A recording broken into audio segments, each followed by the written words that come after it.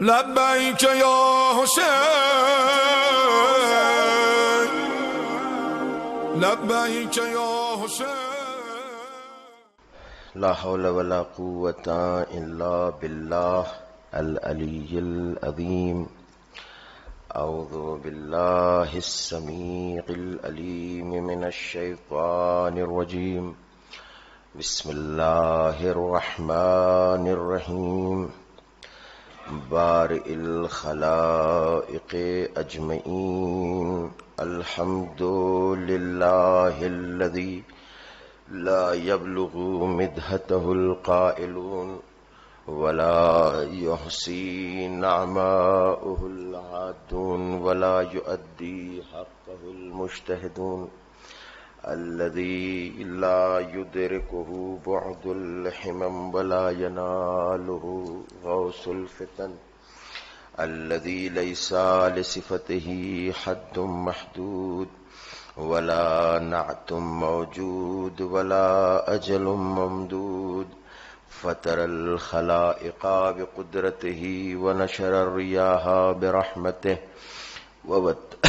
وابتدى بالصخور ميدان أرضه ثم الصلاة والسلام والتحية والإكرام على البشير النذير السراج المنير حبيب إله العالمين مولانا ومولى الثقلين جد الحسن والحسين بالقاسم مصطفى محمد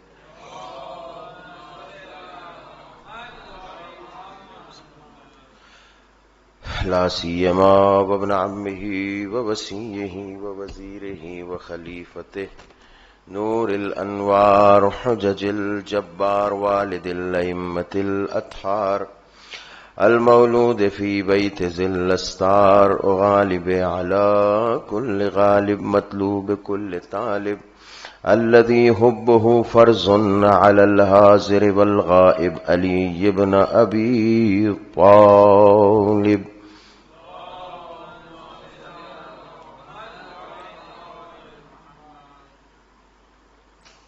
وعلى آله الطيبين الطاهرين المعصومين المنتخبين المنتجبين ولعنة الدائمة على أعدائهم وقتلتهم وغاصب حقوقهم ومنكر فضائلهم وإسمتهم مجمعين من ليلتنا هذه إلى صباح قيام يوم الدين أما بعد فقد قال الله تبارك وتعالى في كتابه المجيد والفرقانه الحميد وقوله الحق بسم الله الرحمن الرحيم ما ننسخ من آية أو ننسها نأتي بخير منها أو مثلها ألم تعلم أن الله على كل شيء قدير صلوات محمد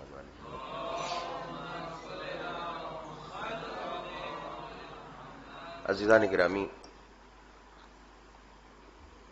آج کی یہ مجلس عشرہ مجالس کی 5ویں مجلس ہے اور تیزی سے ایام گزر رہے ہیں۔ میں وقت نہ لیتے ہوئے آمدن برسر مطلب والا معاملہ ہے کہ سیدھے گزارش کروں گا جو باتیں ہیں۔ عزیزان گرامی، کل ہماری بات یہاں تک پہنچی تھی کہ قرآن کریم نے فرمایا دونوں بھائی علمی اعتبار سے عرفان کے لحاظ سے ایک برابر۔ اچھا، علامہ محمد حسن طباطبائی جو تھے تو ان کو بڑا شوق تھا ایسے علوم کو حاصل کرنے کا کہ جو خاص طور سے دنیا میں بہت کم رہ گئے ہیں، علوم غریبہ اور علوم عجیبہ جنہیں کہا جاتا ہے اصطلاح میں، ایسے علوم کو حاصل کرنے کا بڑا شوق تھا انہیں۔ ان کے ہاتھ کچھ کتابیں لگیں۔ اب جب انہوں نے اس کتاب کو اٹھا کر دیکھا تو کتاب کی بہت ساری چیزیں سمجھ میں نہیں آ رہی تھی انہیں۔ عرفان کی اس منزل پر پہنچے ہوئے تھے کہ انہوں نے بڑی محنت کی، 40 دن کا چلہ کیا انہوں نے، توجہ ہے نا، اور چلہ کرنے کے بعد جو کتابیں انہیں سمجھ میں نہیں آ رہی تھی، انہیں پڑھنا تھا، تو انہوں نے کمال حاصل کیا روحوں کے اوپر. جن علماء نے وہ کتابیں لکھی تھیں اور مر چکے تھے ان کی روحوں کو بلایا, اور جب وہ روحیں آئیں, کیا بات ہے بھائی کیوں بلایا ہے؟ کہ معاف کیجیے گا حضور, اس لیے آپ کو زحمت دیے تاکہ آپ کی جو لکھی ہوئی کتاب میرے سمجھ میں نہیں آ رہی ہے آپ پڑھا دیں مجھے. آپ ذرا اندازہ کر سکتے ہیں کتنی بڑی شخصیت تھی کہ جو کتاب کے مصنفین کی روحوں کو بلا کر ان سے وہ کتاب پڑھ رہے ہیں. تو جو فرما رہے ہیں آپ, تو روح کو دیکھنے کے لیے تو پھر وہ ملکہ چاہیے. ہم نہیں دیکھ سکتے, عام لوگ نہیں دیکھ سکتے. تو ہم یہ دیکھتے ہیں کہ روح جو ہے ساتھ میں ہوتی ہے, اس کو بولنے کے لیے, اس کی گفتگو سمجھنے کے لیے اس روح کے لیے ضروری ہے کہ وہ جسم کے اندر ہو.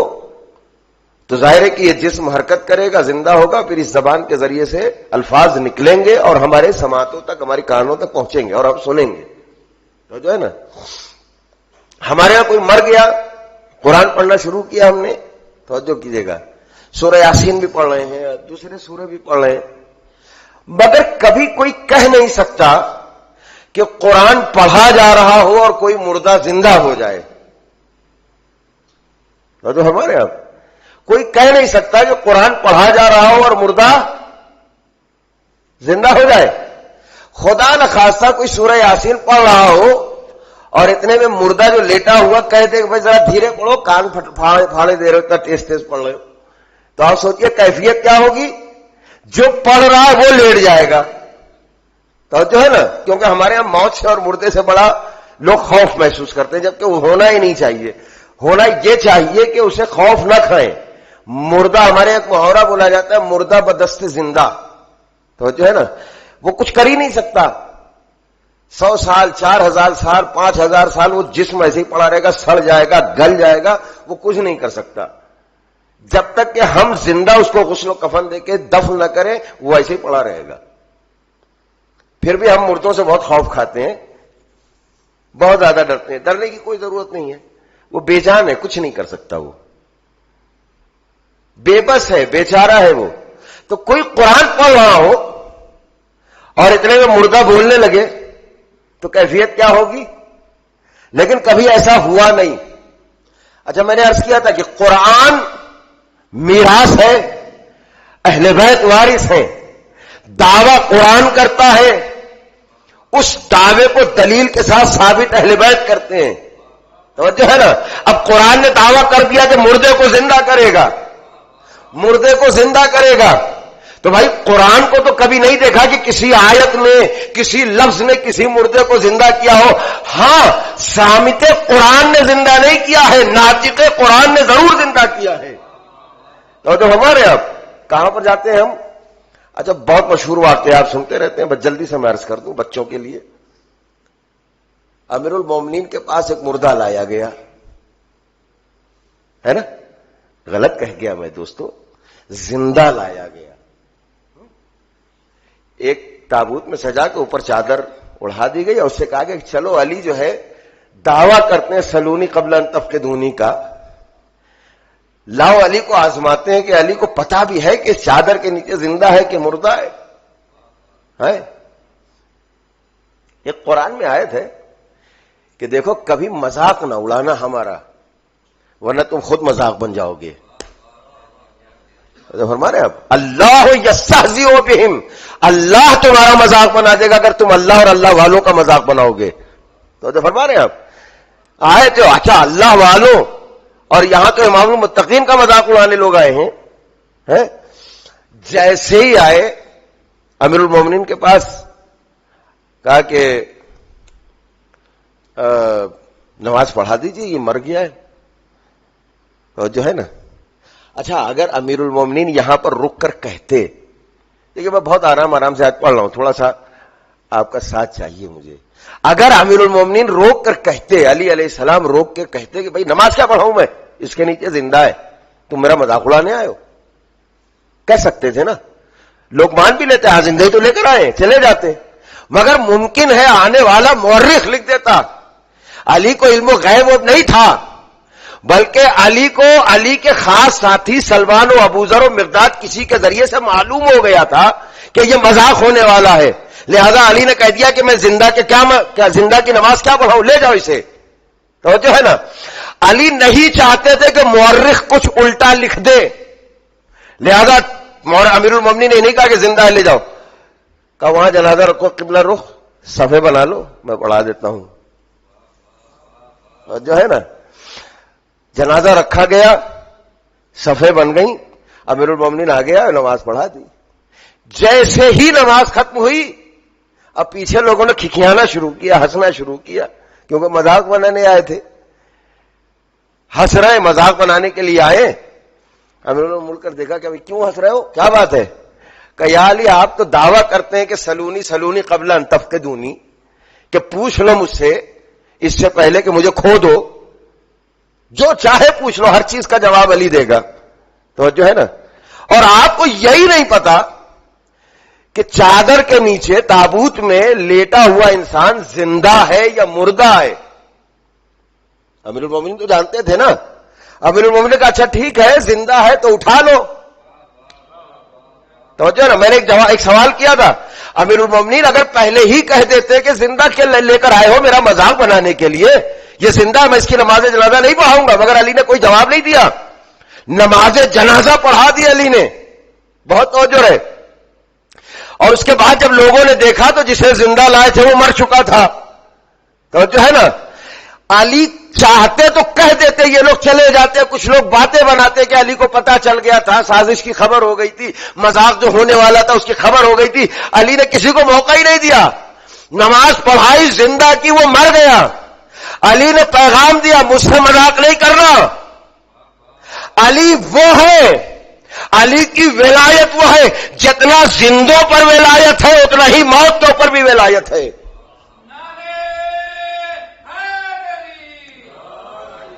جو فرما رہے ہیں آپ. لہذا امیر المومنین نے اب وہ جو دیکھا انہوں نے تو کہنے لگے ارے تو مر گیا، اب کیا کریں؟ آئے ہاتھ جوڑ کر یا علی، یا بعض روایتوں میں کہ اس کی ماں بوڑھی سی تھی وہ آئی، یا علی زندہ لائے تھے زندہ لے جائیں گے. ہاں زندہ لائے تھے زندہ لے جائیں گے. مسکرا کر امیر المومنین نے دیکھا کہ آئندہ ایسی حرکت نہ کرنا. جنازے کے قریب گئے. روایتیں بہت ساری ہیں اس سلسلے میں. بعض روایتوں میں کہ علی خالی قریب گئے. توجہ رکھیے گا، اب یہاں میں نے آپ کو روکا ہے چونکہ مجھے بات ریلیٹ قرآن سے کرنی ہے نا.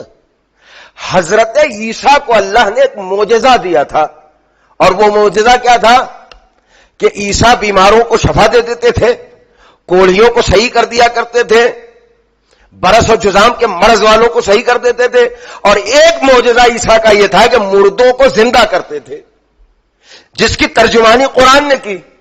مردے کے پاس عیسیٰ پہنچے، یہاں مردے کے پاس علی پہنچے. توجہ رہے، عیسیٰ نبی ہیں، علی امام ہیں. میں کیا لے کر جا رہا ہوں کہاں آپ کو، دونوں میں کمپیریزن کیجئے. عیسیٰ کے پاس نبوت ہے، علی کے پاس امامت ہے. میں کیوں بار بار کہتا ہوں کہ امامت نبوت سے بالا تر ہے. توجہ ہے نا. عیسیٰ اور علی کے فرق سے سمجھو. وجہ کیا ہے؟ عیسیٰ بھی پہنچے مردے کے پاس، علی بھی پہنچے مردے کے پاس. اب قرآن نے کہا جیسے ہی مردے کے پاس پہنچے تو قرآن کہتا ہے عیسیٰ نے کہا قم باذن اللہ، اے مردے اللہ کے حکم سے کھڑا ہو جا. ہے میں کاش آپ کو لے جاؤں. بھائی تھوڑے سے لوگ ہیں لیکن جوش میں ذرا سنیں تو مزہ آئے گا کہ تو اللہ کے حکم سے کھڑا ہو جا. علی بھی مردے کے پاس پہنچے مگر علی کا انداز الگ ہے. علی کہتے قم باذنی، میرے حکم سے کھڑا ہو جا. وجہ کیا ہے؟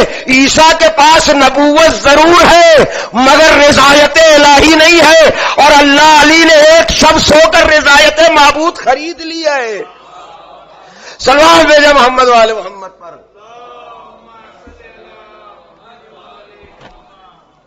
ہمارے آبادان محترم بڑی باریک منزلیں ہیں قرآن کے حوالے سے فضائل امیر المومنین کی. اب آئیے تھوڑا سا ہم آگے بڑھتے ہیں، چونکہ ہمارا موضوع جو ہے وہ کیا ہے؟ قرآن کی نگاہ میں اہل بیت کی معرفت، قرآن کی روشنی میں. میں کچھ اور آیتیں آپ کی خدمت میں پیش کروں گا دھیرے دھیرے انشاءاللہ. ایک سلوات سے سہارا دیتے ہیں آپ حضرات.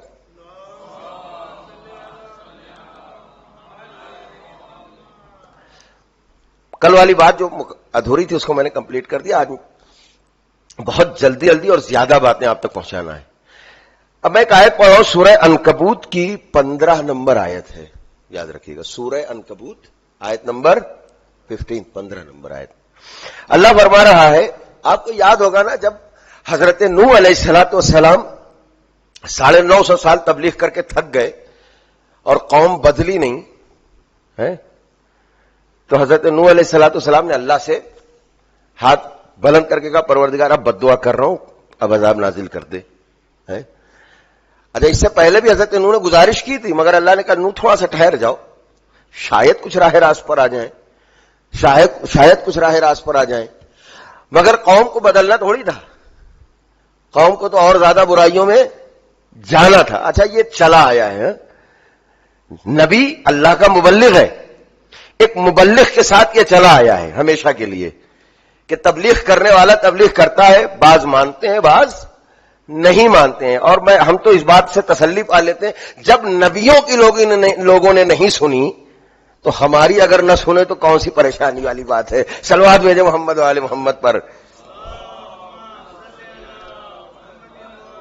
تو جو فرما رہے ہیں آپ, 950 سال کے بعد اللہ نے کہا اچھا ٹھیک ہے تمہیں کشتی بناؤ. حضرت نوح نے کشتی بنائی. میں اس کی کیفیت بھی ابھی بیان کروں گا کیا ہے, آپ کو انشاءاللہ بہت لطف آئے گا پوری تفصیل کے ساتھ. جلدی حضرت نوح نے کشتی بنائی. اب اللہ نے عذاب نازل کیا, اوپر سے آسمان سے بھی پانی برسا اور زمین سے پھوٹا پانی بہت زیادہ. کہاں سے؟ فارت تنور کی لفظ آئی نا, کہ ایک تنور تھا حضرت نوح کا, وہ تنور پھٹا اور اس میں سے پانی نکلنا شروع ہوا. اوپر سے بھی پانی, نیچے سے بھی پانی, پورا جہاں پانی ہو گیا. بچے صرف وہ جو نوح کی کشتی میں سوار تھے. توجہ کیجئے گا, جو نوح کی کشتی میں سوار تھے بس وہی بچے, باقی سب ختم ہو گئے. ایک منزل تک لے جانا چاہتا ہوں. اب یہاں پر قرآن نے ترجمانی کی. سورہ عنکبوت کی 15 نمبر آیت, اللہ نے کیا کہا؟ فَأَنْجَيْنَاهُ, اے نوح ہم نے آپ کو نجات دی ہے اس طوفان سے. کیا کیا ہے؟ نجات دی ہے. وَأَصْحَابُ السَّفِينَةِ, اور آپ کو ہی نہیں بلکہ اس کشتی کے اصحاب کو بھی نجات دی ہے. آئے میں پہنچا نہیں پا رہا ہوں اب تک بات کو. کہ نوح ہم نے آپ کو نجات دی اور اس کشتی کے اصحاب کو نجات دی. نوح ہے نبی, کہنا یہ چاہیے تھا کہ اے میرے نبی نوح, آپ کو اور آپ کے اصحاب کو نجات دی. ہائے ہائے ہائے, کاش آپ تک پہنچ جائے بات. مگر کہا نہیں, اے نوح آپ کو نجات دی اور کشتی کے اصحاب کو نجات دی. کشتی کے اصحاب کو نجات دی. معلوم نبی کا صحابی نہیں بچتا, کشتی کا صحابی نجات پاتا ہے. ہائے ہائے ہائے ہائے, کاش تک پہنچ جائے آپ. کشتی کا صحابی نجات پاتا ہے. اب آئیے, پیغمبر نے کیا کہا؟ مثل اہل بیتی کمثل سفینۃ نوح, میرے اہل بیت کی مثال اسی کشتی کی طرح ہے جو نوح کی ہے. من رکبہا نجا, جو سوار ہوا نجات پا گیا. من تخلف عنہا فغرق بہوا, اور جس نے مخالفت کی اس کشتی نجات کی, وہ مخالفت کی تو وہ غرق بھی ہو گیا, ہلاک بھی ہو گیا. ہائے ہائے, صلوات علی محمد وعلی محمد پر.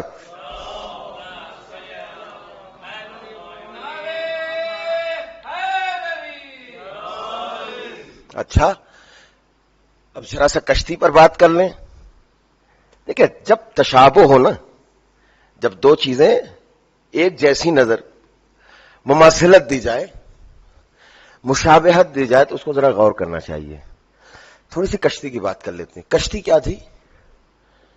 لکڑی کی کشتی تھی, کیلوں سے ٹھوک کر کے جناب نوح نے بنایا تھا. بڑی محنت کی تھی حضرت نوح نے. لوگ مذاق بناتے تھے آ کر, نوح تمہارا دماغ پاگل ہو گیا ہے, تم بیوقوف ہو گئے ہو. یہ گفتگو بھی آئے گی انشاءاللہ. نبی کے دماغ پر شک کرنا تو جو ہے نا, اس کو ذہن میں رکھیے گا, بعد میں آئے گی گفتگو. کہ تم پاگل ہو گئے ہو, دماغ تمہارا چل گیا ہے. خود بیوی ایسی تھی, دوسروں کو تو جانے دیجئے. نوح کی بیوی نوح کو پاگل کہتی تھی, نوح کا بیٹا نوح کا مذاق اڑاتا تھا, اور دوسرے تو جانے دیجئے آپ, ہے نا.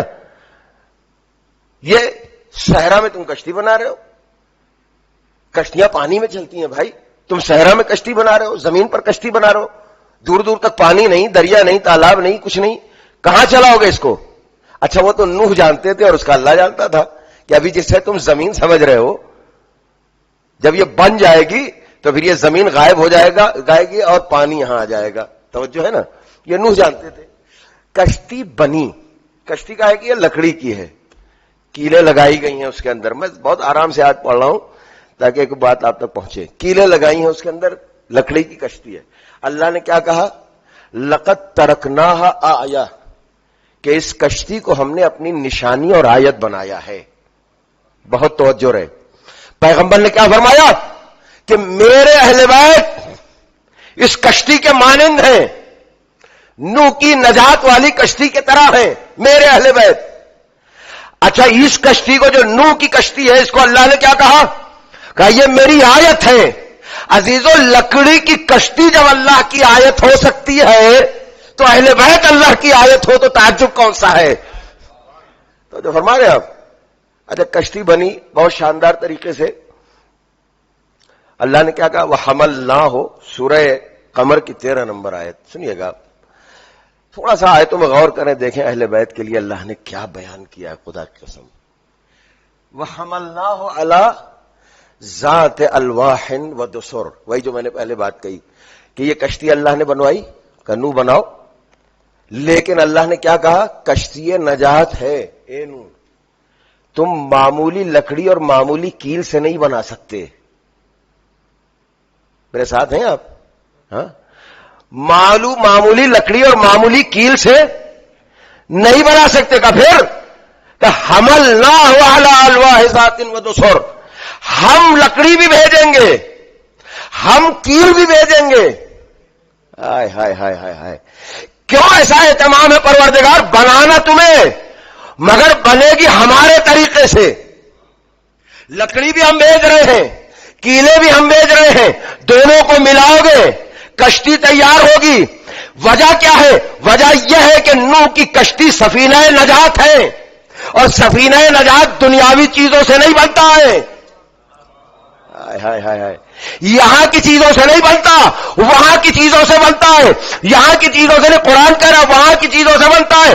بناؤ گے تم، دکھاؤ گے دنیا کو تم، مگر بنا کر ہم بھیجیں گے اس کے ذریعے سے بنانا. تو نوح کی سفینہ نجات بنتی ہے اللہ کے بھیجے ہوئے لکڑی اور کیل سے. محمد کا سفینہ نجات بنتا ہے اللہ کے بھیجے ہوئے اہل بیت اور قرآن سے. ہائے ہائے، میں کہاں لے کر جا رہا ہوں؟ ایک صلوات بھیج دیجیے محمد والے محمد پر.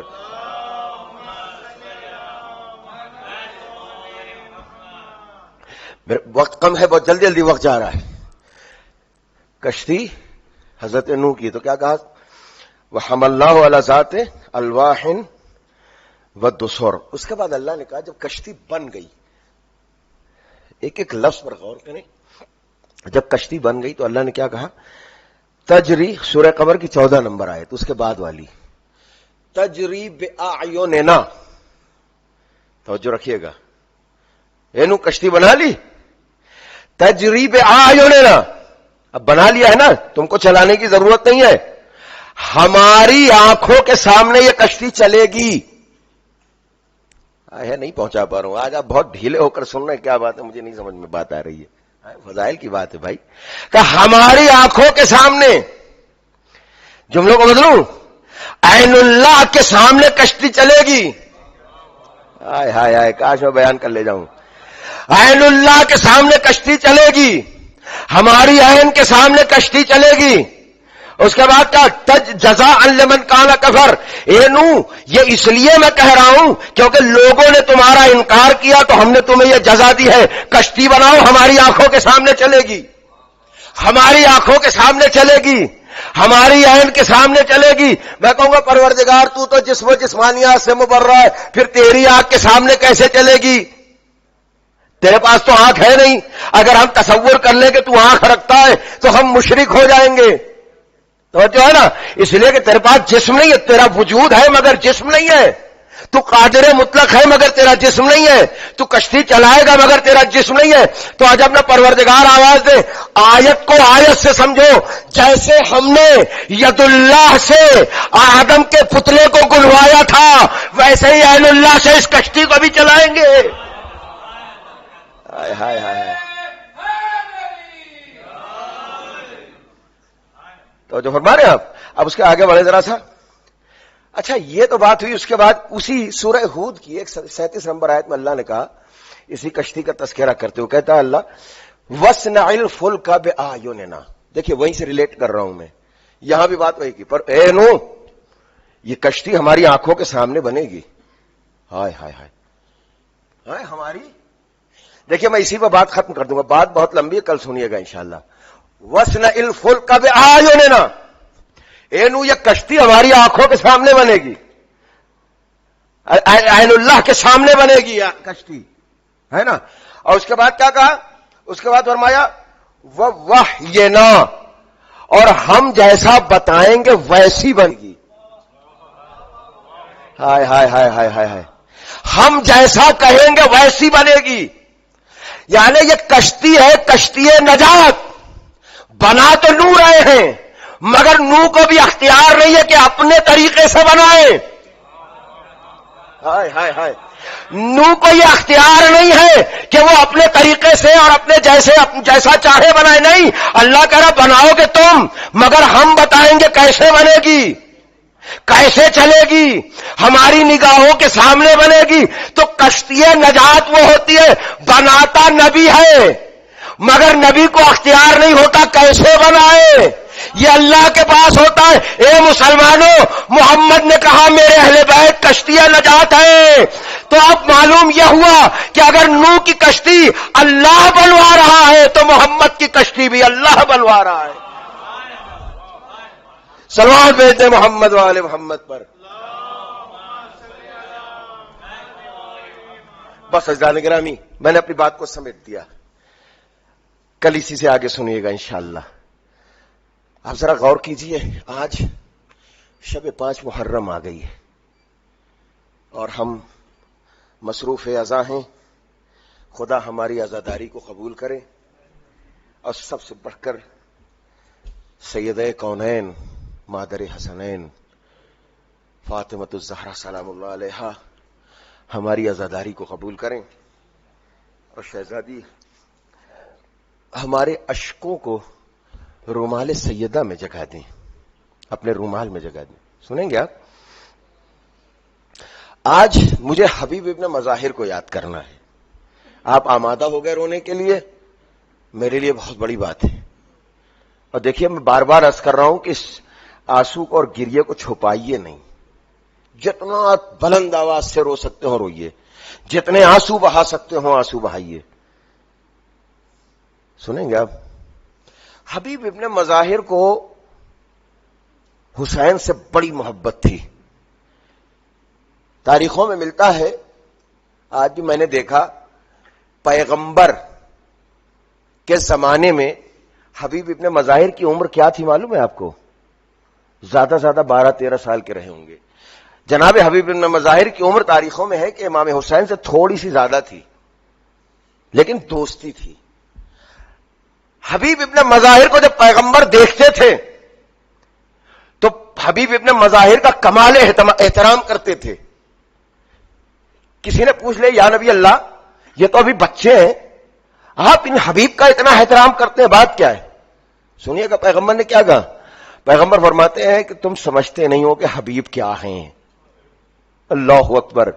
کا مطلب کہ میں نے دیکھا ہے کہ جب بھی حسین قدم بقدم چلتے ہیں، پیدل جاتے ہیں، تو حبیب حسین کے پیچھے چلتے ہیں، احترام میں آگے نہیں چلتے، جبکہ عمر میں زیادہ ہیں. کہ یا نبی اللہ مطلب کیا ہے؟ کہ میں نے دیکھا حسین جیسے جیسے آگے بڑھتے ہیں نا تو حسین کی قدموں کی خاک اٹھا کر حبیب اپنے سر پر ڈالتے ہیں اور کہتے ہیں کہ یہ میرے لیے سر کا تاج ہے. اس لیے میں حبیب کا احترام کرتا ہوں کیونکہ حبیب میرے حسین کا احترام کرتا ہے. اللہ اکبر. جس کا احترام نگاہ نبوت میں ہو. ہمارے ہاں، میرے پاس وقت نہیں ہے لیکن جلدی سے سنا دے رہا ہوں، ہمارے ہاں آپ کو پتا ہے ایک حکومت ہوا کرتی تھی آزادی سے پہلے سے 1947 سے پہلے لکھنؤ اس کا مرکز تھا جس کو اودھ کی حکومت کہتے تھے. اودھ کی حکومت میں ایک نواب ہوا کرتے تھے, اللہ نے ان کو دولت دی تھی, تو وہ ہر سال محرم میں صبح کے وقت مجلس کرتے تھے اور اس کے بعد دودھ کا اور میووں کا بہترین شربت پلایا کرتے تھے. لوگ آتے تھے, کچھ لوگ تو شربت بھی نہیں کی غرض سے آتے تھے, مجلس بھی ہو جاتی تھی, بہرحال آتے تھے مجلس میں, آنا بھی چاہیے چاہے جس غرض سے آئے, مجلس میں تو آئیں. سنیں گے آپ, ایک سال اس بیچارے کو کسی جرم میں انگریزوں نے گرفتار کر لیا. اودھ نامے میں یہ پوری داستان لکھی ہوئی ہے. لکھا ہے کہ وہ سلطنت اودھ کا بہت بڑا وزیر بھی تھا وہ شخص, لیکن جب اودھ کی حکومت انگریزوں نے قبضہ کیا اور لکھنؤ کو تاراج کیا, اس بیچارے کی گرفتاری بھی ہوئی. ایک سال کے بعد محرم سے پہلے کچھ ایسا معجزہ ہوا, بیچارہ رہا ہوا. اب آیا ہے, اب حالات بڑے خراب ہیں, دولت جا چکی ہے, پیسہ جا چکا ہے, رو رہا ہے بیٹھا ہوا. مولا ہر سال شربت پلایا کرتا تھا مولا, اس سال میرے پاس کچھ نہیں ہے مولا آپ کے عزاداروں کی خدمت کرنے کے لیے, اے آقا میں کیا کروں. لکھا ہے کہ اس نے جیسے تیسے تھوڑی سی شکر مہیا کی, پانی میں اس شکر کو گھول کر اس نے کہا کہ کچھ نہیں, کم سے کم یہی میں اپنے مولا کے عزاداروں کو پلا دوں. اب سوچئے آپ, وہ شربت رکھا گیا, لوگ اس شوق میں آئے ہیں کہ اس کے ہاں مجلس ہے, بہترین شربت دودھ کا ملتا ہے, لیکن جب شربت آیا سامنے, کوزوں میں شربت رکھے ہوئے ہیں, لوگوں نے دیکھا, وہ بھی لکھنؤ والوں کی نفاست, لوگوں نے دیکھا کہ ارے آج تو دودھ نہیں ہے, لہذا لوگوں نے پیا نہیں, چکھ کر کے لوگ چلے گئے کہ اس شربت میں وہ مزہ نہیں ہے. تبرک تھا, احتراماً چکھا اور چلے گئے. عزیزوں دوستوں, بہت سارا شربت بچا رہ گیا. جب لوگ مجلس ختم ہو گئی, لوگ جا چکے, اپنے گھر میں بیٹھا یہ رو رہا ہے, کہتا مولا کیا اس سال میری نظر قبول نہ ہوئی مولا, اے آقا میری نظر آپ نے قبول نہیں کی ہے. بھائی اسی اسنا میں تھا, رات کی تاریکی ہو گئی, رات کی تاریکی ہے, حالات خراب ہیں, انگریزوں نے قبضہ کر رکھا ہے. بھائی اتنے میں کیا دیکھتا ہے کہ دروازے پر دق الباب ہوا, دروازہ کھٹکھٹایا جا رہا ہے. دروازہ کھولا تو کیا دیکھا, کچھ لوگ پیاس سے جابلب کھڑے ہیں, بہت پیاسے لوگ ہیں. وہ لوگ دروازے پر آئے ہیں, آ کے کہتے ہیں بندے مومن ہمیں پیاس بہت شدت کی لگی ہے, ہم مولا حسین کے عزادار ہیں, ہمیں پانی پلا دو. تو اس نے کہا ہمارے ہاں کچھ تھوڑا سا پانی میں گھولا ہوا شکر کا شربت ہے, اگر آپ نوش فرمائے. کہا وہی لے کر آؤ. ان لوگوں نے پانی پیا. اب اسے جب ہوش آیا تو دیکھتا ہے, سنیے گا حبیب ابن مظاہر کیا ہیں, اسے ہوش آیا تو دیکھتا ہے کہ یہ جو لوگ آئے ہوئے ہیں ان کا حلیہ تو ہمارے لکھنؤ والوں سے الگ ہے, ان کا حلیہ ہندوستان والوں سے الگ ہے. یہ کون شخص ہے, کون لوگ ہیں آئے ہوئے ہیں؟ فوراً پوچھتا ہے کہ آپ تو یہاں کے نہیں معلوم ہوتے, آپ ہیں کون؟ میں ایک مرتبہ آنے والا جو سردار تھا, کہتا ہے سنو ہمیں حسین ابن علی نے بھیجا ہے, ہمیں ابھی ابن مظاہر ہے. اجرکم اللہ. کہا آقا آپ آئے ہوئے, کہا حسین نے تیری فریاد تو سن لیا, تو ابھی فریاد کر رہا تھا آقا میری نظر قبول نہ ہوئی, حسین سے برداشت نہ ہوا. کہا میرا غریب عزادار ہے, اس نے شربت بلایا, اے حبیب سب شہداء کو لے جاؤ اور اس کا شربت پلاؤ. اجرکم اللہ, اجرکم اللہ. جانتے ہیں آپ حبیب کتنے عزیز تھے حسین کو. روز محرم کیا 1 2 دن 3 دن یا 4 دن گزرا ہے, زینب کبریٰ بار بار یہ خبر سنتی ہیں کہ اب ہمارے ساتھ لشکر لے کر آیا ہے, اب ابن زیاد لشکر لے کر آیا ہے, اب خلی کا لشکر آیا ہے. زینب گھبرا گئیں. ایک مرتبہ اماں فضہ سے کہتی ہیں, اماں فضہ ذرا بھیا حسین کو بلا لائیے, بس 2 4 منٹ جلدی سن لیجیے, ختم کر رہا ہوں. کب ذرا بھیا حسین کو بلا لائیے, حسین غریب آئے ہیں زینب کبریٰ کے پاس. زینب کہتی ہے بھیا جب سے آئی ہوں دل بیٹھا جا رہا ہے. بہن زینب بات کیا ہے؟ کہا یزید کے لشکر پہ لشکر آ رہے ہیں. اے بھیا تیرا بھی کوئی آئے گا کہ نہیں آئے گا؟ روایت کہتی ہے کہ حسین اس سے پہلے کہ حبیب کو خط لکھتے, زینب کے ذہن میں حبیب کا نام آیا ہے. کہا اے بھیا کوئی آئے نہ آئے, کوفے میں تیرا دوست حبیب رہتا ہے, مجھے یقین اگر خط جائے گا تو وہ آئے گا. ارے حسین کہتے بہن زینب تو میرے زبان کی بات چھین لی ہے. حسین نے خط لکھا, نامہ بر کو روانہ کیا. یہاں روایت کہتی ہے حبیب اپنے گھر میں ہیں, اپنی زوجہ کے ساتھ بیٹھے ہوئے کھانا کھا رہے ہیں. ایک مرتبہ زوجے کے حلق میں کھانے کا لقمہ اٹکتا ہے, ایک عجیب سی ہچکی آنے لگتی ہے. زوجہ کہتی ہے حبیب حالات کچھ اچھے نہیں دکھائی دیتے, آج کھانا بھی نہیں اتر رہا ہے. ارے معاملہ کیا ہے نہیں سمجھ میں آتا. اب یہ گفتگو ہو ہی رہی تھی, ڈق الباب ہوا, حبیب نے کھانا چھوڑا, دروازے کے پاس آئے ہیں, دیکھا ایک شخص کھڑا ہے. کون ہو, کہاں سے آئے ہو؟ کہا نا برید الحسین. ارے میں حسین کا قاصد ہوں, اتنا سننا تھا. ارے حبیب طرف میں کیا خبر لائے ہو, تم میرے آقا کی جانب سے آئے ہو. خط حبیب کو دیا ہے. حبیب دروازے پہ کھڑے ہو کر خط کو پڑھتے ہیں. کیا عبارت تھی حسین کی, من الحسین الی الرجل الفقیہ. حسین غریب کی جانب سے مرد فقیہ کے لیے پھر ایک جملہ لکھتے, حبیب تیرا دوست نرغے آدھا میں گھرا ہے, اے حبیب کیا ہماری مدد کو نہ آئے گا. دیکھیں میں تفصیلات نہیں پڑھوں گا. بیوی کا امتحان لیا, بیوی سے اجازت مل گئی, امتحان میں بیوی پاس ہو گئی. حبیب نکلے ہیں, اپنے غلام سے کہتے ہیں کوفے کے فلاں دروازے پر میرا گھوڑا تیار رکھ, میں چھپ کر آؤں گا. حالات کوفے کے خراب تھے, اعلان کر دیا گیا تھا اگر کوئی حسین ابن علی کی مدد کے لیے جاتا نظر آئے اسے گرفتار کر لیا جائے. حبیب چھپتے چھپاتے ہوئے جب تھوڑی دیر ہو گئی وہاں پہنچے نا گھوڑے کے قریب, تو کیا دیکھتے ہیں کہ گھوڑے کے قریب کھڑا ہوا غلام کانوں میں کہہ رہا تھا, اے میرے آقا کے گھوڑے فکر مت کر, اگر میرا آقا نہ آیا نا حسین ابن علی کی مدد کے لیے میں تجھ پر سوار ہو کر مدد کے لیے جاؤں گا. ارے حبیب نے سینہ پیٹ لیا, اے حسین کتنے مظلوم ہو, ارے غلام بھی تمہاری مدد کی تمنا کرے. اجرکم اللہ, اجرکم اللہ. حبیب آئے ہیں اور میدان کربلا میں حبیب کا استقبال ہوا ہے. چاروں طرف مرحبا صلی اللہ کی آوازیں آنے لگیں. بیٹھنے میں زینب کہتی ہیں فضا سے, اے اماں فضا ذرا دیکھیے تو صحیح کوئی صلح کی صورت نظر آئی ہے, لوگ مرحبا کی آوازیں نکال رہے ہیں, کیا بات ہو گئی ہے. فضا قریب آتی ہیں, معلوم کرتی ہیں کہ حبیب آئے ہوئے ہیں.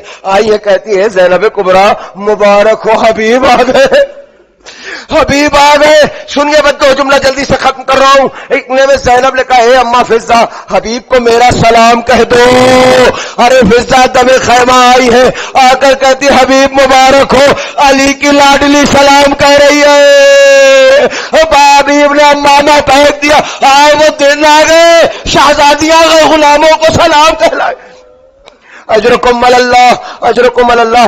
سنیں گے آپ, عاشور کا وقت دن ہے, عاشور کا دن ہے, میں جلدی سے میں گزر گیا ہوں. عاشور کا دن ہے, ظہر کا وقت قریب ہے. بیٹھنے میں ابو سمامہ سیداوی کہتے ہیں حسین سے, اے مولا حسین جنگ چل رہی ہے, بہت سے لوگ شہید ہو گئے ہیں, ہم بھی شہید ہو جائیں گے. اے مولا چاہتے ہیں اس وقت کی نماز آپ کی اقتداء میں ہم پڑھیں, آپ نماز پڑھائیں. میں ایک مرتبہ حسین حبیب سے کہتے ہیں حبیب جاؤ عمر سعد سے کہہ دے ہمیں اتنی مہلت دے دے کہ ہم نماز ادا کر لیں. حبیب آئے ہیں, اے عمر سعد حسین کے ساتھ ہم نماز ادا کرنا چاہتے ہیں, ہمیں اتنی مہلت کر دے, اتنی دیر کے لیے جنگ بند کر دے. عمر سعد نے گستاخی کی, کہتا ہے تم حسین کا پیچھے نماز پڑھو گے, حسین کی تو نماز قبول نہیں ہے. بس ایک مرتبہ حبیب کو جلال آ گیا, کیا بکتا ہے تو جیسے گنہگار کی نماز قبول ہو سکتی ہے, حسین سید شباب اہل الجنہ کی نہیں ہو سکتی ہے. اتنا کہہ کر تلوار نکالی, حسین کو آواز دیتے, اے آقا حسین اب جا کر نماز میں رسول اللہ کے ساتھ پڑھوں گا, حوض کوثر پہ ادا کروں گا. حبیب بوڑھا شیر, چاروں طرف سے حملہ ہوا, حبیب گھوڑے سے زمین پر آئے, حسین دوست کے پاس پہنچے. واہ حبیبا واہ حبیبا, الا لعنت اللہ علی القوم الظالمین, سیعلم الذین ظلموا ای منقلب ینقلبون, ولعنت اللہ علی اعدائهم اجمعین. ماتم حسین. لبیک یا حسین, لبیک یا حسین.